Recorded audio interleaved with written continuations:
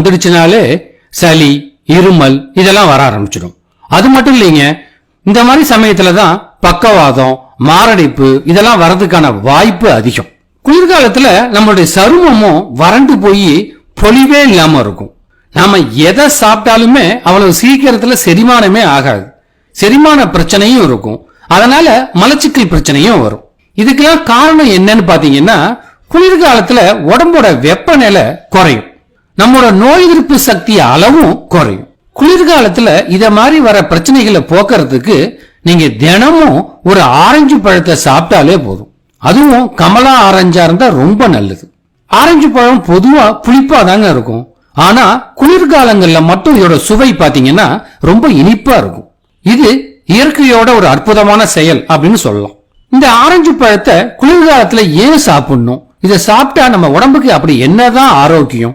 குளிர்காலங்கள்ல பாத்தீங்கன்னா தண்ணீர் தாகம் அதிகமா எடுக்கவே எடுக்காது. அதனால பல பேர் பாத்தீங்கன்னா தண்ணியை குறைவா தான் குடிப்பாங்க. இது ரொம்ப தவறான விஷயம். இன்னும் சில பேர் பாத்தீங்கன்னா தண்ணீர் தாகம் அதிகமா எடுத்தா கூட அடிக்கடி சிறுநீர் கழிக்க போக வேண்டி இருக்கேன்ட்டு தண்ணியை குறைவா குடிக்க ஆரம்பிச்சிருவாங்க. இதனால உங்களுக்கு உடம்புல உள்ள உணவு செரிமானம் ஆகாம மலச்சிக்கல் பிரச்சனை வரும். குளிர்காலத்துல தண்ணீரை எப்போதும் போல அதிகமா குடிக்கிறது மட்டும் இல்லாம இந்த ஆரஞ்சு பழத்தையும் எடுத்துக்கிட்டீங்கன்னா இது இந்த செரிமான பிரச்சனையை போக்கி உங்க மலச்சிக்கல் பிரச்சனையையும் நீக்கும். உடம்புல உள்ள ரத்தத்தை சுத்தம் செய்யற சக்தி இந்த ஆரஞ்சு பழத்துக்கு இருக்கு. குளிர்காலத்துல நம்மளோட நோய் எதிர்ப்பு மண்டலம் கொஞ்சம் வலுவிழந்து போயிருக்கும். ஆனா இந்த ஆரஞ்சு பழத்துல பாத்தீங்கன்னா விட்டமின் சி இருக்கு. இது பாத்தீங்கன்னா நம்மளுடைய நோய் எதிர்ப்பு மண்டலத்தை வலுவாக்கும். அதனால உடம்புல கிருமிகளை எதிர்த்து போராடுற சக்தியை இது அதிகரிக்கும்.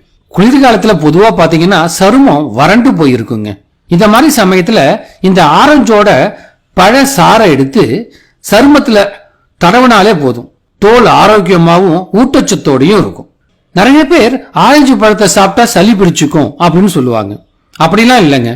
குளிர்காலங்கள்ல சளி, இருமல் வராம இருக்கிறதுக்கும் வந்தா அதை தடுக்கிறதுக்கும் ஒரு ஆரஞ்சு பழத்தை முழுமையா சாப்பிடலாம். எந்த தவறும் இல்லை. இதுல இருக்கிற விட்டமின் சி பாத்தீங்கன்னா நோய் எதிர்ப்பு மண்டலத்தை வலுவாக்கி சளியை குறைக்கும். குளிர்காலங்கள்ல பொதுவாவே நம்ம உடம்புல இருக்கிற ரத்த ஓட்ட நரம்புகள்லாம் சுருங்க ஆரம்பிச்சிடும். இதனால இதயத்துக்கு போற ரத்தத்துல பிரச்சனைகள் ஏற்படும். அதனாலதான் குளிர்காலங்கள்ல பாத்தீங்கன்னா பக்கவாதம், மாரடைப்பு இதெல்லாம் அதிகமா வருது.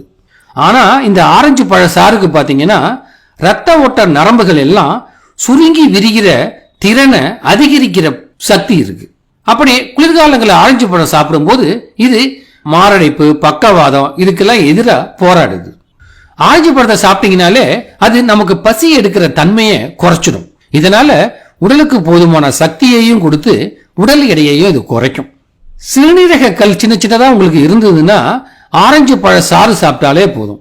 இது சிறுநீரக கற்கள் உருவாகிற வாய்ப்பை குறைக்கும். ஆரஞ்சு பழத்துல இருக்கிற விட்டமின் சி சத்து பாத்தீங்கன்னா கண் பார்வை குறைபாட போக்கும், மாலை கண் நோய், புரை நோய், கண்ணில் ஏற்படுற அழுத்தம் இது எல்லாத்தையும் குறைக்கும். முக்கியமான விஷயம், ஆரஞ்சு பழத்தோட பாலை சேர்த்து சாப்பிடக்கூடாது. இது உடம்புக்கு தேவையற்ற பிரச்சனையை கொடுக்கும். ஏன்னா ரெண்டுமே சேர்த்து செரிமானம் ஆகிறதுங்கிறது கொஞ்சம் கஷ்டமான விஷயம். ஆரஞ்சு பழம் இல்லைங்க, நீங்க எந்த பழத்தை வாங்கினாலும் அதை ஃப்ரிட்ஜில் வச்சு சாப்பிட்டீங்கன்னா எந்த பயனும் இல்லை. இது பழத்தை குளிர்ச்சியா வாடாம வச்சுக்குமே தவிர அதுல இருக்கிற உயிர் சத்துக்களை கொஞ்சம் கொஞ்சமா அழிச்சிடும். அதுக்கப்புறம் அதை சாப்பிட்றதுனால நமக்கு எந்த பயனும் இல்லை. வெளியில வச்சிருந்து அது லேசா வாடி இருந்தா கூட அந்த பழத்துல இருக்கிற உயிர் சத்து அப்படியே தான் இருக்கும். நாம பயன்படுத்துறதுல எந்த குறைவும் இல்லை.